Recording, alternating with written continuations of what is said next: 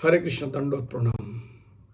মনে রাখবেন, বছরের পর বছর, যুগের পর যুগ এত সুন্দর সাধুর সঙ্গে হরিকথা, ভগবত সেবা, কৃষ্ণ কথা শ্রবণ করার পরেও এখনো কেন মনকে মায়ার দিকে টেনে নিয়ে যায় মুহূর্তের মধ্যে। যেমন বানরকে পোষ মানানো খুব কঠিন, বানরকে এই জন্য বানর যেই ছাড়া পায় সেই পালিয়ে যায়। ঠিক মন কেন এখনো মায়ের দিকে বারবার ধাবিত হয়? তো এই প্রসঙ্গে আমার মনে পড়ে একই প্রশ্ন বৃন্দাবনে স্বামী হরিদাস, অর্থাৎ বঙ্কবিহারীকে যিনি প্রকট করেছেন তাকে করেছিলেন।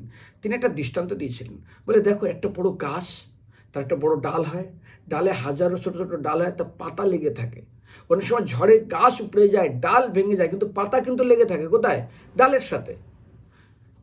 ডাল পাতা চিন্তা করছে আমি এত শক্তিশালী, গাছ উড়ে গেল, এই হলো আমি ডালে রয়ে গেছে, আমার শক্তি দেখো।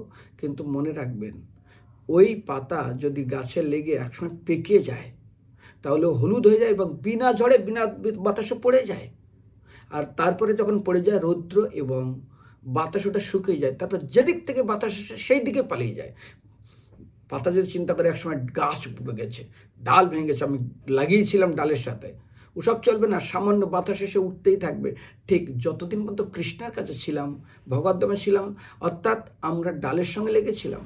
সেই জন্য আমরা বললাম, কৃষ্ণ বলি যেই জীব অনাদির বহির্মুখ, অতএব মায়া তারে দেয় সংসারেতে দুঃখ। পরশে কৃষ্ণ বলি যেই জীব ভোগ বাঞ্ছা করে, নিকটস্থ মায়া তারা জাপটিত ধরে। আরে ভাই, ভোগের ইচ্ছা করেই তো এই জগতের সারা জীবন ভোগের ইচ্ছা থাকবেই। হ্যাঁ, ওই পাতা যদি চিন্তা করে আমি নড়ব না, তাহলে কোনো ব্যক্তি যদি সেই শুকনো পাতার উপরে কোনো কিছু চাপা দেয় তাহলে ও আর উঠবে না, কিংবা কোনো ব্যক্তি যদি পা দিয়ে চেপে ধরে রাখে তাহলে আর উঠবে না।